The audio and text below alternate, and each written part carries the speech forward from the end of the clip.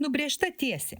Funkcijos y lygų kx plus b grafikas. Mūsų tiesė eina per taškus 0 ir 4, štai taškiukas ir kitas 1, 0.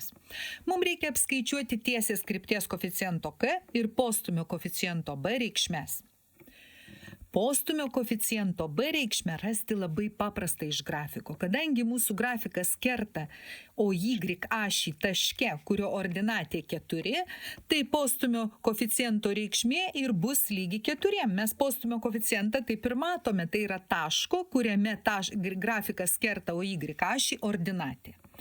Dabar mums reikia apskaičiuoti koeficiento k reikšmę. Tai aš užsirašau savo funkcijos išraišką, tiesės lygtį kx plus b. Vietoj b įsirašau 4, nes jau žinau, kad čia yra 4. Ir dabar įrašysiu taškelio, per kurį eina ši tiesė koordinates. Neimsiu šito taško, nes mes jau jį panaudojom postumio koeficientui rasti. Šitą tašką imsiu.